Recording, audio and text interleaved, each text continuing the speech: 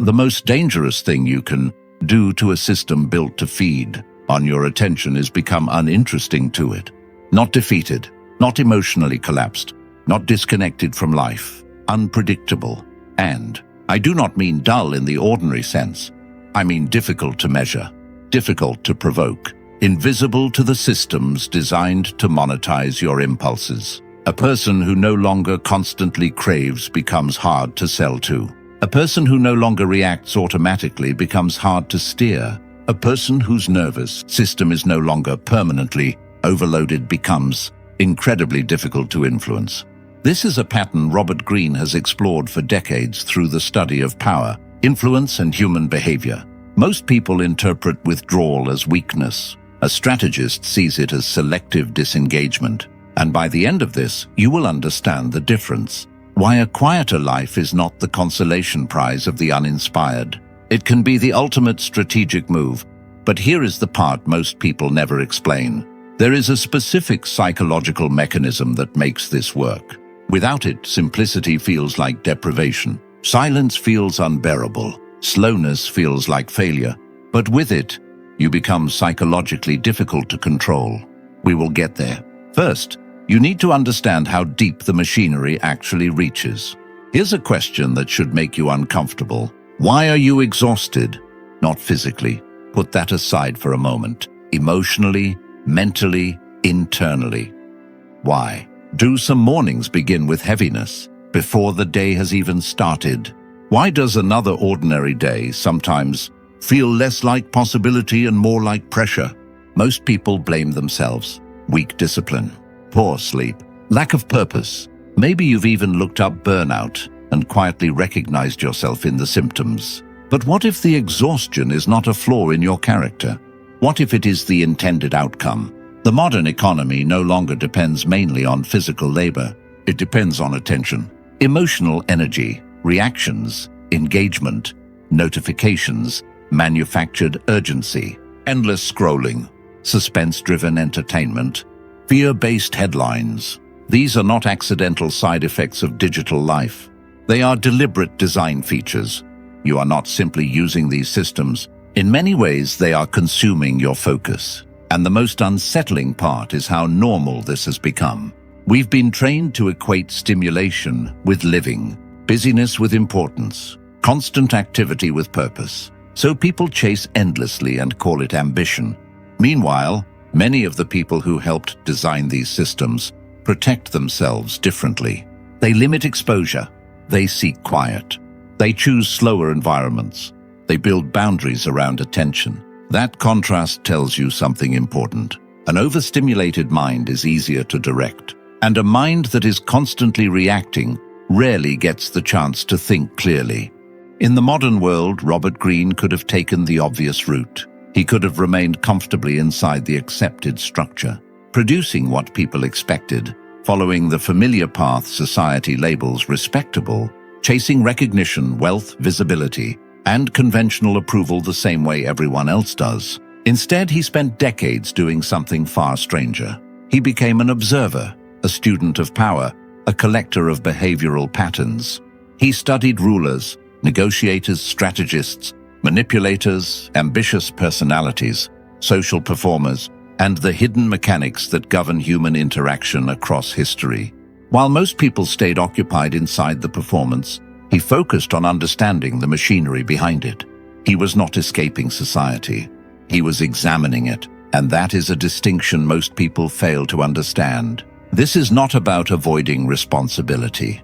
It is about someone looking at the trajectory everyone automatically accepts and asking a disturbing question. What if much of what we call living is actually a highly polished form of slow self-erasure? What if endless busyness is simply a socially rewarded way of avoiding confrontation with yourself? What if constant activity is not proof of meaning, but evidence of distraction? The strategic mind learns to separate signal from noise, but to hear the signal, subtraction becomes necessary. Most people never subtract. They only add more obligations, more stimulation, more conversations, more updates, more urgency, more digital noise, more emotional clutter. And because they never step back, They never actually see the architecture controlling them. Robert Greene's strength was never simply knowledge. It was distance, the ability to step outside the emotional current long enough to observe the hidden patterns underneath human behavior, to watch ambition without becoming consumed by it, to study influence without becoming hypnotized by appearances, to understand status without becoming addicted to validation. And when someone returns from that kind of observation, they do not come back with comfort. They come back with clarity, with frameworks sharp enough to reshape how people think about power, ambition, manipulation, social behavior, and self-control, quietly, precisely, powerfully. Let's talk about what is actually happening inside your mind. Every time a notification appears, no matter how small or insignificant it seems, your brain reacts. Attention shifts, anticipation rises, reward circuitry activates. These are the same behavioral systems involved in compulsive reinforcement patterns, the same mechanisms researchers have spent decades studying in relation to habit, loops, and repetitive checking behavior. The people designing these systems understand this extremely well. Former insiders have spoken openly about it. Behavioral engineers have written about it. Product designers openly discuss engagement architecture. But here is the detail most people overlook. It is not pleasure alone that keeps you attached. It is unpredictability. A system that rewards you every single time becomes boring. A system that rewards you occasionally becomes compelling. That uncertainty is what keeps the loop alive. This is one of the strongest conditioning mechanisms known in behavioral psychology, and your phone has become a portable version of that system. You check it constantly, often without even realizing why. Sometimes there is something waiting, sometimes there is nothing, but either way the habit strengthens. Now expand that beyond your phone. Social platforms offering irregular validation. News cycles alternating between alarm and relief. Digital communication creating unpredictable bursts of connection. Work systems manufacturing constant urgency. Your nervous system begins adapting to instability as normal. And slowly, without noticing, you become conditioned to reaction. When everything feels stimulating, nothing feels meaningful. When everything feels urgent, nothing gets proper importance. When your mind is permanently occupied by external triggers, you lose the ability to generate your own direction. You stop acting intentionally and begin reacting automatically. And people who live in constant reaction become remarkably easy to influence. Here's a historical parallel that can completely change how you see this. In ancient China, there was a philosopher known as Lao Tzu, often associated with the foundations of Taoist thought. He wrote a compact but remarkably profound text called the Tao Te Ching, a series of short passages that continue influencing strategic thinking. Centuries later, one of its most powerful ideas centers on something deceptively simple: a bowl. What makes a bowl useful? Not the clay itself, not the material forming its outer structure. The usefulness comes from the empty space inside. That hollow space is what gives the object its function. He applies the same logic to rooms, wheels, and life itself. Function often emerges not from what is present, but from what is deliberately absent. This is where strategic thinking becomes uncomfortable. Most people assume power comes through accumulation. More contacts, more obligations, more activity, more options, more stimulation, more visibility. But often the opposite is true. Sometimes leverage comes from subtraction. Sometimes clarity appears only when clutter disappears. This is not aesthetic minimalism. This is not social media decluttering culture. This is not lifestyle branding disguised as wisdom. This is strategic emptiness. When your life becomes overcrowded with obligations, stimulation, noise, emotional reactions, and endless input, your ability to think clearly begins collapsing. You become so occupied responding that you stop initiating. So busy consuming that you stop creating. So invested in appearing productive that you stop producing anything meaningful. A full calendar is not always evidence of progress. Sometimes it is evidence of capture. A chaotic schedule can become a prison people build themselves. While calling it ambition, society often rewards this illusion. If someone is always busy, we assume importance. If someone never slows down, we assume significance. But busyness is often a sophisticated escape mechanism, because beneath all that activity sits a terrifying question most people never want to face. What would I actually do if nothing external demanded my attention? Most people do not know, and that uncertainty unsettles them enough to keep filling every available moment, rather than confront it. Here's a concept most people are never taught, and it may be one of the most valuable psychological skills you can develop: boredom tolerance.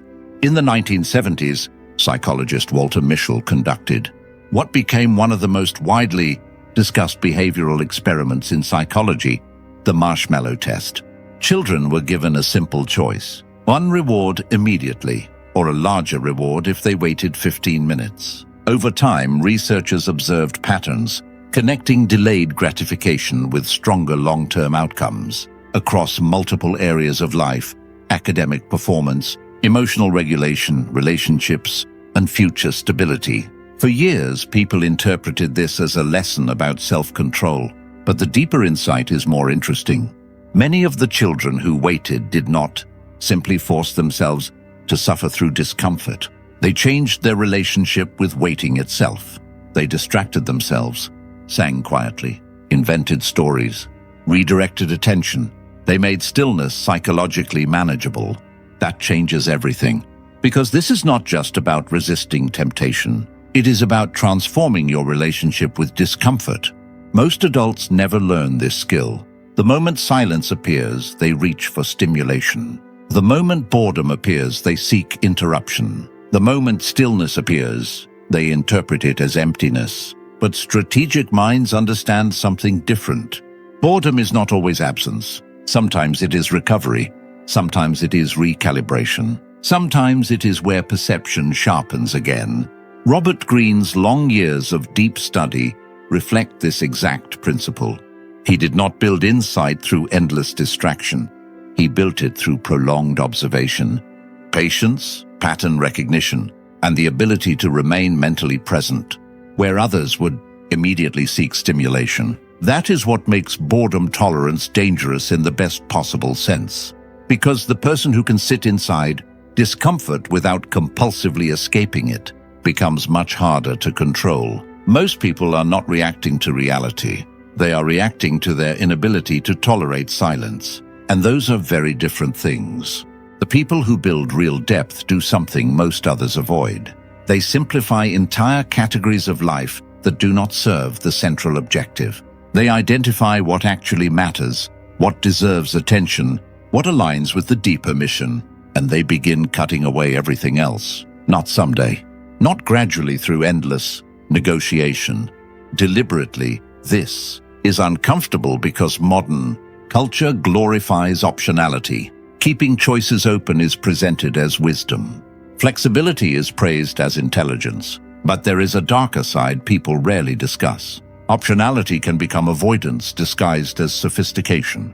When every door remains open, no meaningful door gets walked through completely. You remain in the hallway, admiring your freedom while never building anything substantial inside a single room. Commitment changes that. Commitment creates depth. Depth creates expertise. Expertise creates leverage, and leverage creates independence. Most people never reach that stage because possibility feels emotionally safer than execution. As long as a decision remains theoretical, there is no risk of failure, no irreversible consequence, no confrontation with uncertainty. But that safety has a hidden price. A person who endlessly preserves options often sacrifices momentum, identity, and mastery. Strategic thinkers understand that clarity comes not from endless flexibility, but from choosing a direction and becoming increasingly difficult to pull away from it.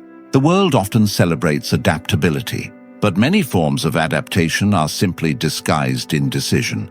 There comes a point where flexibility stops being intelligence and starts becoming fear. Real progress demands the discomfort of commitment.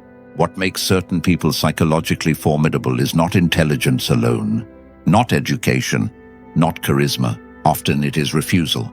The refusal to be overly impressed by appearances. The refusal to be rushed into decisions. The refusal